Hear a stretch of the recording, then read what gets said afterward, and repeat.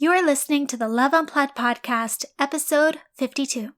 Have you ever walked into a wellness shop looking at all the crystals that they have and wondered, what are these? What are their benefits? Why are they so popular? Which one should I actually choose for me? Well, today we get the answers, but bonus, we also learn about my guest's entrepreneurial journey and how she manages a job with her side hustle. So get comfy, grab yourself a cup of organic tea, and let's dive on in. You are listening to Love Unplugged, a podcast focused on love in all its forms. I'm your host, Jessica Fergon, hopeful romantic and founder of Project Love. I found that too often love is set aside or taken for granted, and we tend to forget how to care for ourselves and our important relationships in the day-to-day chaos. So let's slow down, tune in, and begin our journey of rediscovering love.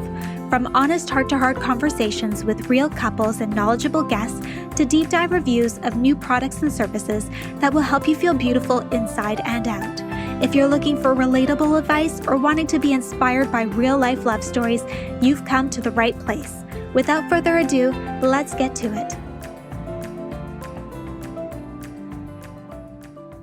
Hello, loves. Today I am joined by the lovely Emily, founder of Beauty Stone here in Vancouver, BC, which offers beautifully curated crystal pouches and tools that are carefully thought out to support you with your self-care goals. And I am so all about self-care, so I can't wait to dive in and learn more all about your business. So welcome, Emily. I am so honored to have you as my guest, and I'm so excited to learn all about your story. But before we start, for those that don't know you yet, I would love for you to share a little bit about who you are. Hi, Jessica. Thank you so much for having me. I'm really honored to be on here. For those of you who don't know, my name's Emily. I live here in Vancouver. I've lived in Vancouver my whole life, and I started Beauty Stone about 1 year ago. Oh, happy anniversary. Thank you. It's exciting.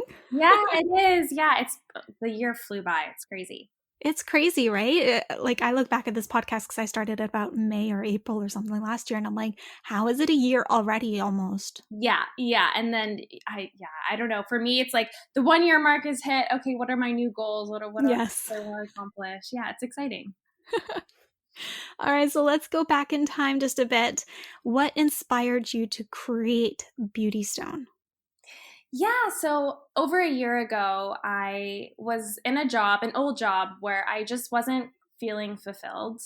It was going through a kind of a rough time financially. It was doing a lot of layoffs, and it just kind of got me thinking, okay, what do I want to do next? What inspires me? What do I really want to start doing that I'm passionate about? Because I just didn't feel passionate in that workspace. And so I really got into self care and the way the beauty world was kind of shifting into that space. And I read so many articles about it. I was like up to speed on all the new products that things were coming out of. And I really just kind of started to learn more and hear more about crystals. And for me, that was kind of my big, not aha moment, but I was just kind of like, oh, this is so interesting. I do love crystals. I feel like there was a gap in the marketplace for them to be sold in a modern and beautiful kind of way.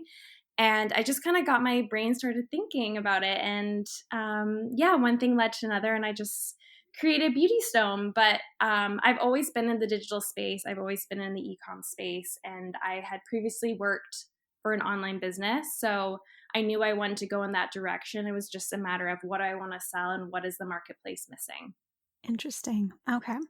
So what drew you to crystals specifically?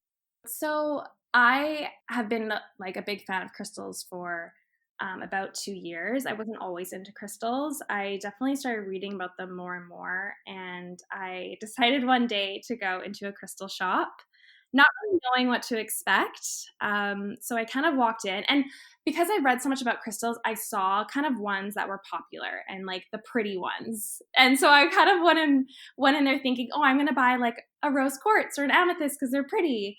But what's so funny is I went in there and I was just drawn to so many different ones, and obviously crystals that I had never seen before. And they weren't, maybe like the most beautiful, but they resonated with me in some way. And when I took them home and looked up the descriptions, they were something that I needed in my life. I took home a smoky quartz crystal, and it represented protection and strength. And, I was going through a really hard time at work. So I was like, wow, this is exactly what I need right now. And just like that moment, I was like, wow, crystals are really cool. And so I started to read more about them, understand their properties, what they represent. And I just kind of like just went down like a tunnel of just like, now my apartment is filled with crystals. I just love them. I give them to all my friends for gifts. And honestly, before I started Beauty Stone, I would make crystal pouches and give them to my friends, and they were such beautiful, unique gifts and really like heartfelt, and they love them. So I just think they're just so special, and I love the energy that they bring to people and the fact that you can align self-care goals with them.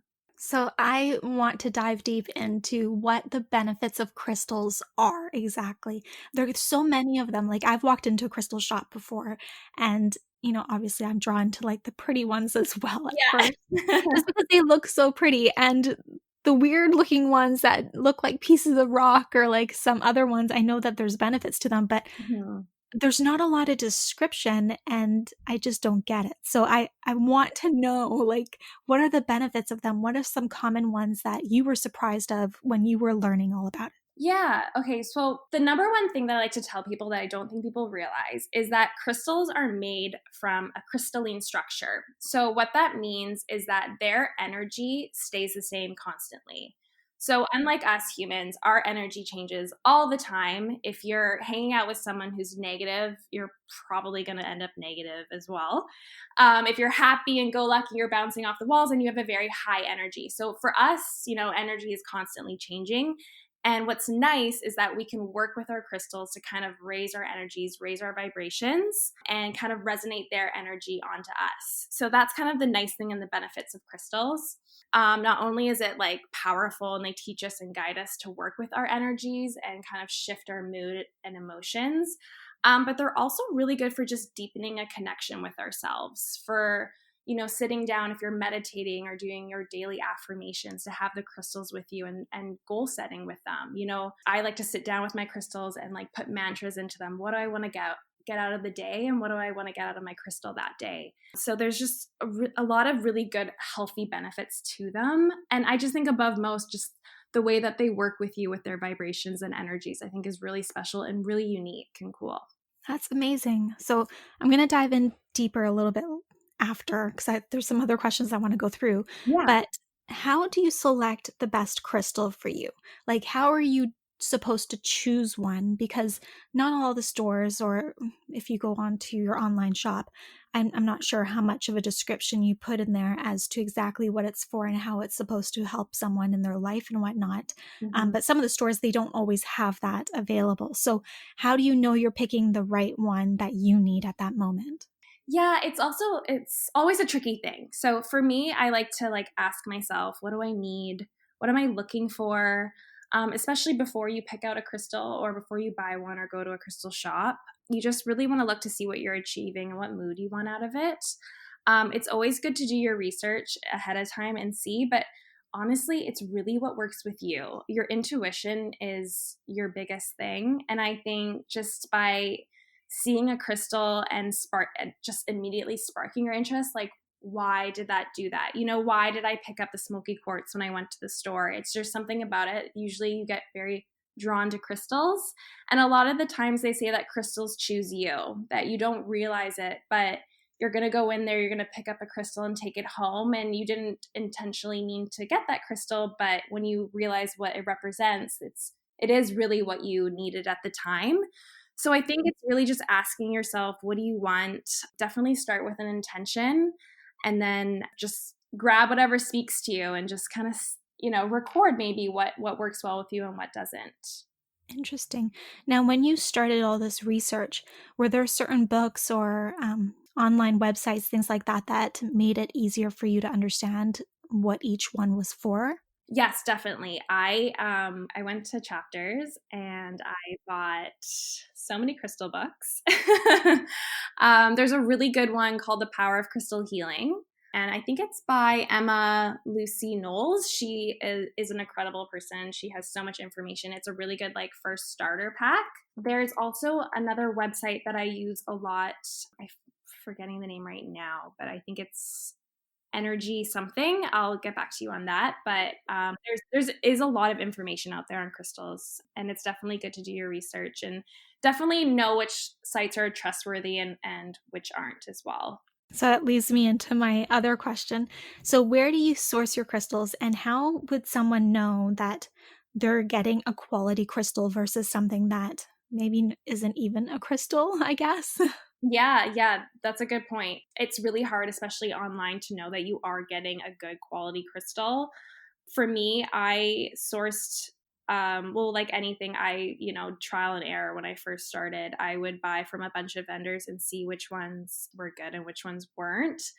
I've honestly found a lot of great vendors through Etsy. A lot of them, they are passion projects, but then they started to do wholesale, and I just got really good connections with them. And, I would go to shows here, the mineral and gem shows, and meet people and talk to them. I was really clear on my vision, and I wanted myself to only sell crystals that were grade A crystals or close to grade A. So crystals can be graded on their quality. And usually, if you get a very cheap crystal, it's probably not going to be as good as quality as the more expensive ones. Really good to be aware of who you're buying from, where they source their crystals. It's always good to ask questions. And I think for me, that was a lot of, trial and error when I first started. But there's different types of crystals. You can get crystals that are in raw form, or they can be tumbled. And so the raw form is how you would see it come out of the earth, kind of with jagged edges, definitely more shiny, whereas a tumbled is more of a smooth surface. Mm-hmm. And so you can kind of tell more when it's a raw crystal what quality it is than it is tumbled. But yeah, I would just definitely ask questions. Make sure you know where the source is when you are looking, especially online, because it can be difficult sometimes. And yeah, Beauty Stone, we make sure that we only sell grade A, so it's good quality stuff. That's awesome to hear. So, which crystals are your most popular ones? That's a good question. So we sell curated pouches, and I kind of started this idea because I would give them to my friends as gifts, but I found that a lot of crystals work really well together and some don't work well together. So I wanted to make it really easy for people because, like myself, when I first started, I was so overwhelmed by how many crystals there were. And so I just created these pouches specifically for moods and intentions. So definitely our most popular crystals would be like our sleeper pack or our love pack. Specifically, amethyst crystals are really popular because they represent a lot of different healing properties. They're the purple stone, to make it extra clear, but they're really beautiful. They're really good for sleep and for healing and for anti-stress. That one's really popular for us. We also have a stone in like our beauty pack called aquamarine, and that is the stone of the mermaids. So it kind of represents the ocean, water, and healing for that, which I really love as well. And it's a beautiful like turquoise color. So I do find like obviously rose quartz is really popular for love. That one's probably our most popular stone. I think when you look online, it's easy to go by what's beautiful and what's nice. But definitely reading the descriptions and understanding what they represent as well is popular too. Awesome. So I want to get into the business aspects now. So I know that you have another job, and Beauty Stone is basically like a side hustle at this time. It's still growing. What is it like working that 9 to 5 with a side business? It can be difficult, honestly, at times. So before, like I said, I was working a job that I wasn't happy with, but I actually started a brand new job at the time that I launched Beauty Stone. So of course, that's just the way the world works. So Yep. the job that I have now, like I love, and it's really hard because I love to do both. So it's really for me just managing my time well, juggling the two. I usually spend my evenings and my weekends really focusing on Beauty Stone and kind of scheduling what I want to do that week, or any of the social posts I'll take care of on the weekends, any emails I'll draft before. It's really just time management and just being on top of things. I think for me, I love being busy. I love working on both, and Beauty Stone is a side hustle, and it's also a huge passion project for me. So I think it's one of those things, if you had a side hustle that you didn't really enjoy or it wasn't a huge passion for you, then it wouldn't be exciting to work on.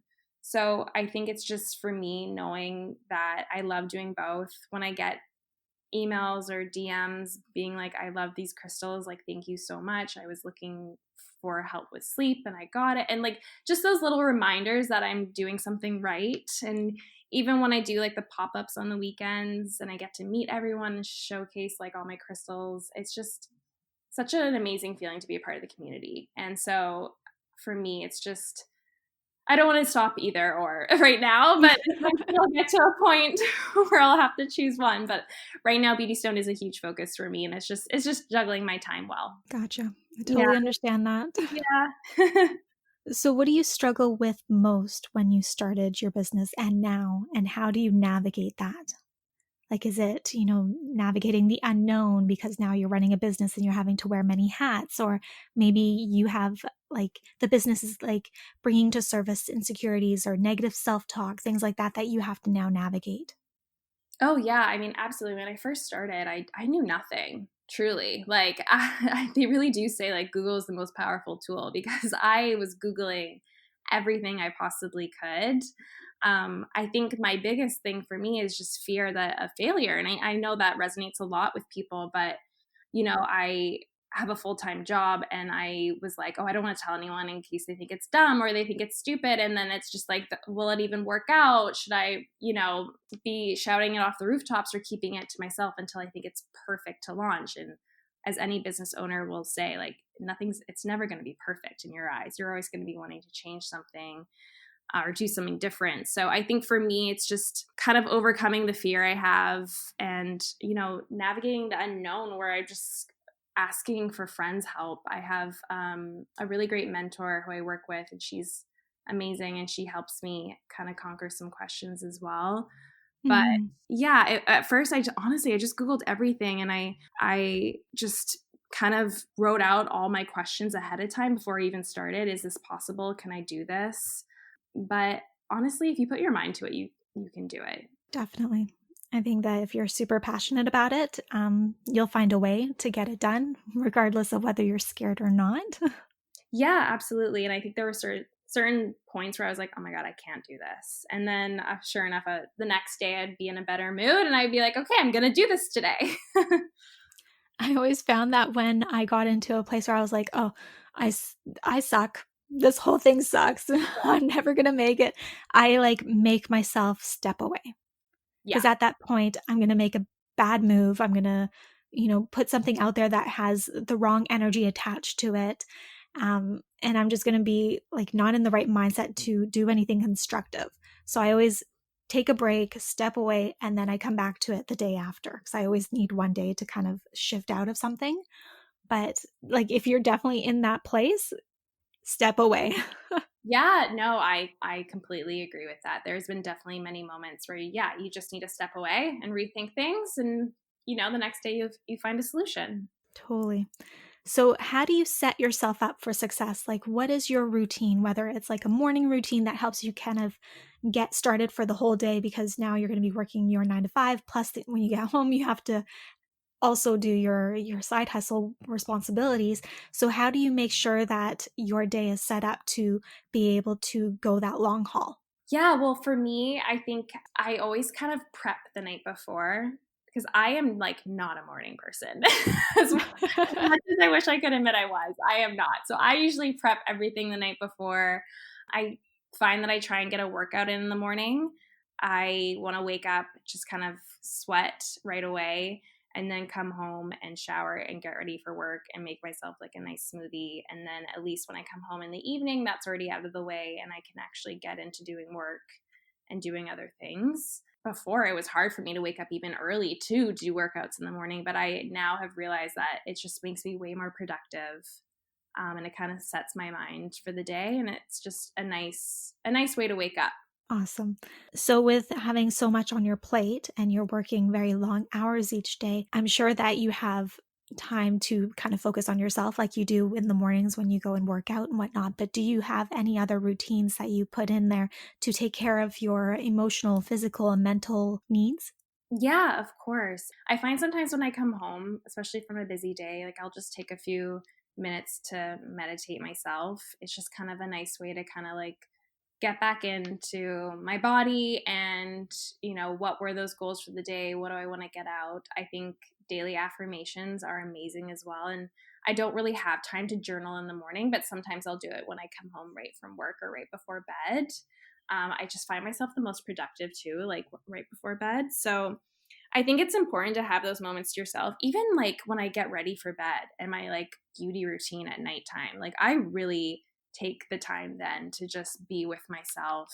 I really have gotten into all of like the facial rollers we sell on Beauty Stone because they're all made out of crystals, and I love to do that. Just put on a really good serum and like either roll or gua sha on my face, and that to me it's just so calming and so relaxing. And yeah, sometimes I'll come home, I'll meditate and sit down and use the crystals to meditate with as well, and I just find it just so calming, and it really kind of brings me back to reality in a really great and productive way. That's awesome. I love that. How do you stay creative? So, working long hours, you might be mentally exhausted and maybe drained at some points. How do you make sure that that creativity that you need to do your side hustle responsibilities and your content pushing out and whatnot, how do you stay on top of that to make sure that you're not working from like an empty cup? Yeah, I think it's so important to be really balanced when it comes to work and creativity. For me, I love to like continue to see what people are doing on social. I'm very involved in like Pinterest. I get so many great ideas and just so much inspiration out of that. I've always been like a huge magazine person, and I know people aren't really buying magazines anymore, but sometimes it's just really nice to sit down and just see like what creativity and inspiration is coming out of that.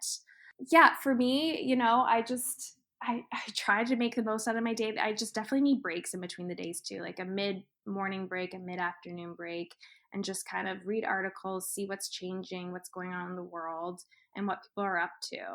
And I find just sometimes the littlest things can spark a creativity. Mm-hmm. But just trying to like keep focused on your stuff, but also keeping an eye out on the world and seeing what everyone's doing. And I don't know, it's hard to know when I spark my most creativity like moments. Like when I'm really thinking about it, it's kind of difficult to pinpoint, but I just feel like sometimes I just get random thoughts. Like even when I'm going for a run or I'm in the shower, it'll just like randomly come to me, or when I'm listening to a podcast. I'm the same way. I totally get it.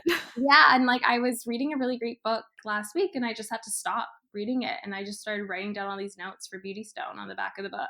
It was like really random, weird. I get that way too. I have some books that I have like so many post-its throughout the entire thing to like mark up exactly where like certain things are worded that I like that inspired me that day or whatnot. But Yeah, it's pretty funny. You yeah, it's really random. never know. Yeah, it's true. So whether it's in your personal or your business life, what are you struggling with most now these days? So is it, goal setting with your business and, making sure that you have actionable steps to take your business to that next level? Or is it working on the personal aspects because they are currently impacting your business and your mindset around business, like your money mindset, or maybe insecurities or fears, or, new self-talk that you have developed and whatnot that you're trying to navigate so that they don't impact your business? Yeah, I think for me right now, it's just understanding my like 5-year plan with Beauty Stone. Where do I want to go and what do I want to accomplish? Mm-hmm. I've been asked to be in a few retail stores, and I definitely want to do that, but it's also just the money that goes into it. I just need to kind of think about the long run and where I want to take the company. And I think I'm just kind of at that mark right now where I can, yeah, I don't know, just to see what I'm going to do. I think I'm just, if I'm looking at any struggles, it's just understanding the goal, the plan. I love what I'm doing right now, but I definitely want to keep expanding and making it bigger and better. And of course, there's so many fears that come with that.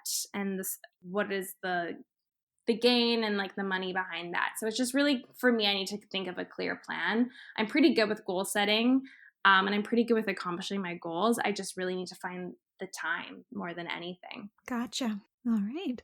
So what does self-love mean to you specifically?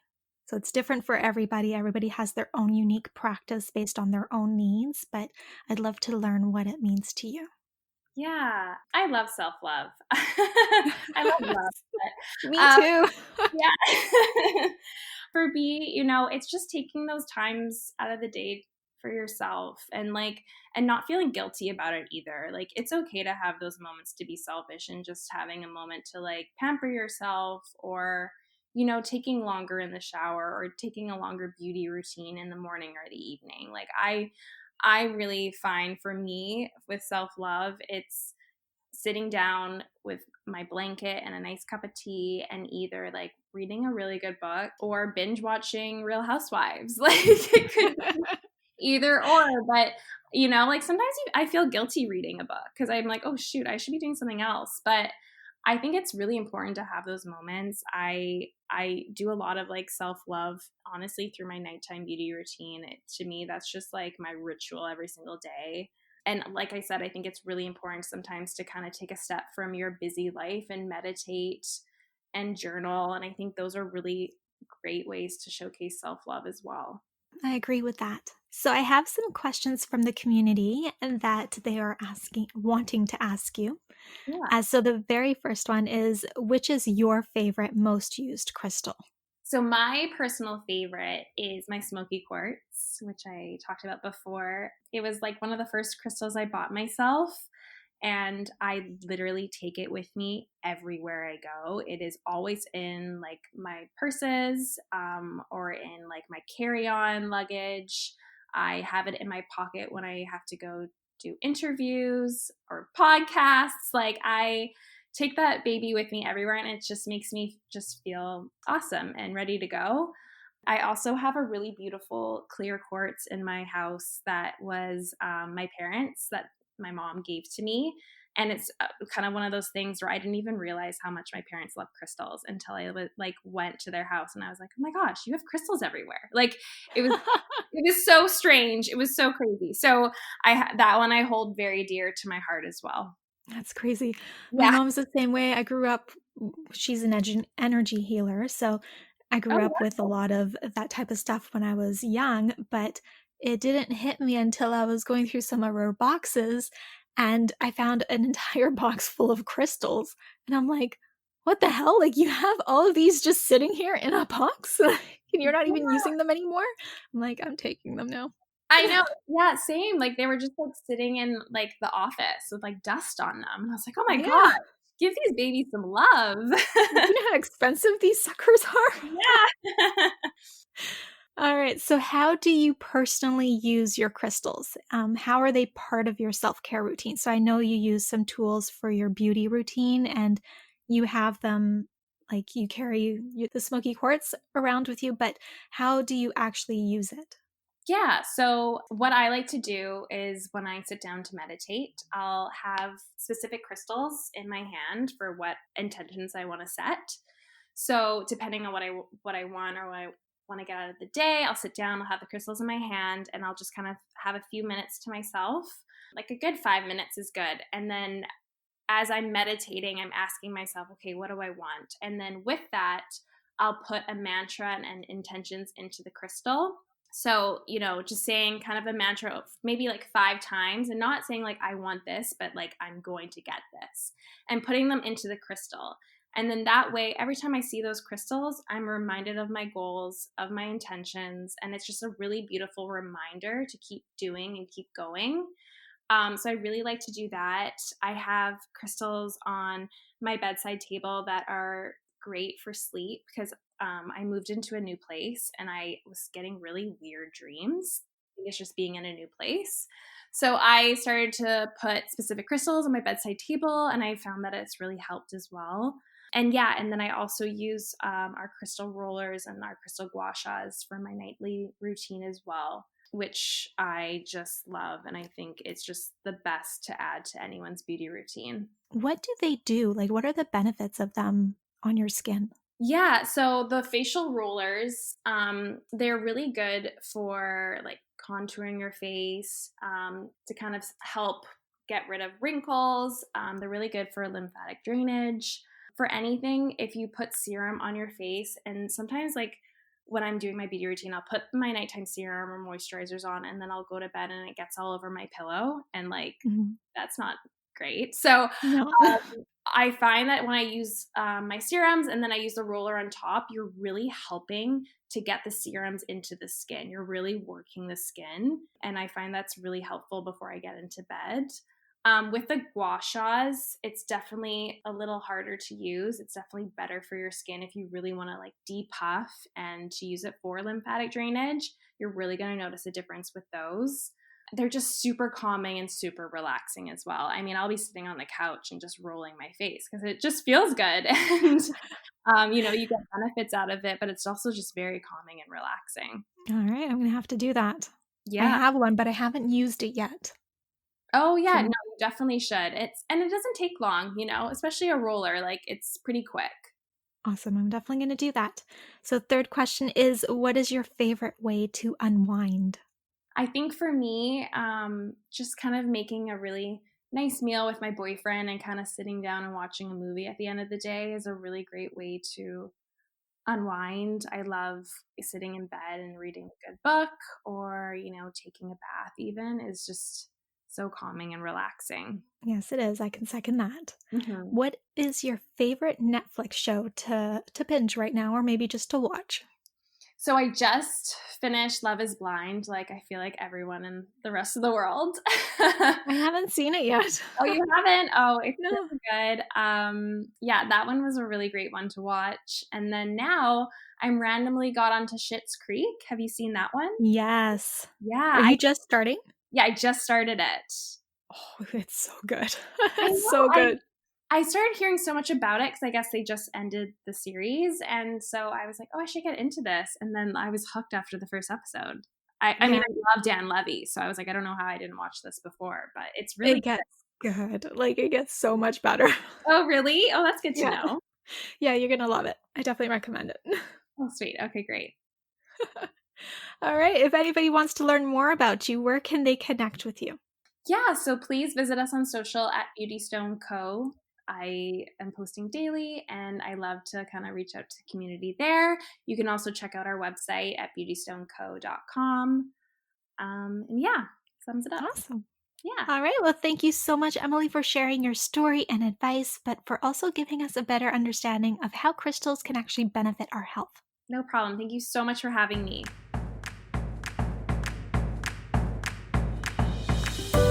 I'm Jessica, and thanks for tuning in today to Love Unplugged, the podcast.